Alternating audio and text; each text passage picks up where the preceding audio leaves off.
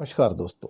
Daily news India 1.0 में आपका स्वागत है। बिहार की राजनीति में बहुत कुछ हो रहा है। तेजस्वी यादव ने कहा कि आरक्षण चोरों और आरक्षण खोरों का आरजेडी में कोई स्वागत नहीं है। शब्द यूज किया, बकवास मत करो, कोई ऑफर नहीं है। नीतीश के साथ गठबंधन के सवाल पर तेजस्वी यादव भड़क गए। भाई, अब मुसीबत यह है कि हमारे सोशल मीडिया के ऊपर नीतीश और तेजस्वी के गठबंधन को लेके रोज कम से कम नहीं तो 10 एपिसोड आते हैं कि अभी हुआ, अभी हुआ, अभी हुआ, अभी हुआ, अभी हुआ, अभी हुआ। मुझे लगता है कि शायद मैं ही एक ऐसा आदमी हूं जो हमेशा कहता हो कि भैया कुछ नहीं होने वाला है।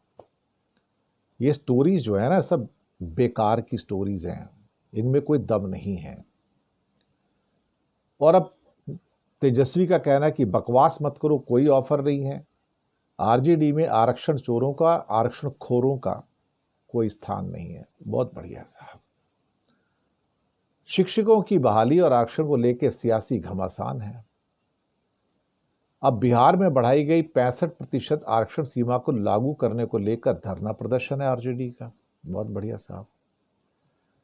जब तेजस्वी से पूछा गया कि क्या फिर से बिहार के मुख्यमंत्री के साथ गठबंधन कर सकते तो भड़क गए। कहने लगे हम गठबंधन क्यों करेंगे, मुद्दे से ध्यान भटकाने का प्रयास मत कीजिए। किसी को कोई ऑफर नहीं दिया जा रहा है। मेरे और आरजेडी मुखिया लालू प्रसाद यादव के अलावा गठबंधन पर बयान देने के लिए कोई भी अधिकृत नहीं है। नीतीश पर तंज कसते कहा कि अब वो पहले जैसे नहीं रहे, सभाओं में उनकी भाषा से साफ स्पष्ट हो गया है। इसके अलावा उनका एक ट्वीट भी आया आरजेडी का कि दलितों, पिछड़ों और अति पिछड़ों के आरक्षण के साथ खिलवाड़ और दलितों, पिछड़ों और अति पिछड़ों के नौकरियों में हिस्सेदारी के साथ धोखाधड़ी बहुजन समाज कतई बर्दाश्त नहीं करेगा। भाजपा नीतीशा सरकार धोखा है, अब सरकार बदल दो, मौका है। ये बात उन्होंने कही। और ये जो चीजें घट रही है वहां पर, मैं शायद पहले से ही कहता आया हूं कि Nitish is very comfortable with the so called BJP. वो रोज के उनके टेंट्रम्स हैं, कभी बीजेपी के इस लीडर के पैर में पड़ जाते हैं, कभी किसी और के पैर में पड़ जाते हैं, कभी प्रधानमंत्री के पैर में पड़ जाते हैं, कभी रविशंकर प्रसाद के पैर में पड़ जाते हैं। उन्होंने एक हैबिट बना ली है कि जो बीजेपी का लीडर आ जाएगा उसके पैर में पड़ जाएंगे। अब इसके पीछे क्या है? क्या उनके कोई मानसिक स्वास्थ्य खराब है उनका? लगता तो है कई उनकी हरकतें इस किस्म की हैं जहां पर वो ऐसा लगता है कि वो अपने काबू में नहीं है। लेकिन बेकाबू हैं तो इसका मतलब ये थोड़ी कि वो आरजेडी के साथ चले जाएंगे, ऐसा कुछ नहीं है। वैसे भी जेडीयू को धीरे धीरे बीजेपी उस कॉर्नर में लेके जा रही है समेट कर, जहां पर वो जेडीएस को लेके चली गई कर्नाटक में, बस वहीं पर। और फिर वहीं पर जेडीयू दम तोड़ देगा। और जेडीयू के साथ जो मुख्य उनके जो लीडरान हैं, संजय झा हो गए जो उनके चीफ भी हैं, लल्लन सिंह वगैरह हैं, ये सारे तो बीजेपी वाले भैया।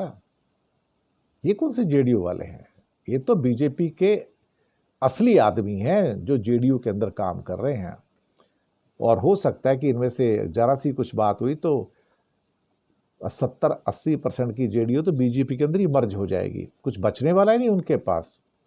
हाँ, बाद में क्या है कि नीतीश की फोटो लगा के जो मर्जी करते रहो, लेकिन मुझे लगता नहीं है कि कुछ इसमें से कुछ निकलने वाला है। लेकिन हाँ, तेजस्वी जरूर भड़क गए कि बकवास मत करो, कोई ऑफर नहीं है। मुझे लगता है कि उन्हें भी इस बात का एहसास हो गया कि ये जो गेम चल रहा है, हो रहा है नहीं हो रहा है, बहुत लंबा हो गया। उस पर कहीं ना कहीं इसका पटाक्षेप करना जरूरी है, जनता को पता लगना जरूरी है, भाई आप किसके साथ में क्या करने जा रहे हो। वैसे भी नीतीश तो कमजोर हुए हैं, आरजेडी भी कमजोर हुई है।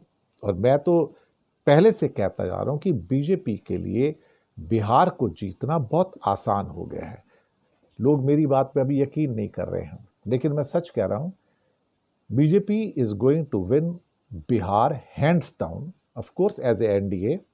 और मुझे उसमें रत्ती भर भी संदेह नहीं है कि BJP is going to make the next government. और अगली बार जो चीफ मिनिस्टर होगा वो भी भारतीय जनता पार्टी का होगा, नीतीश कुमार नहीं होंगे।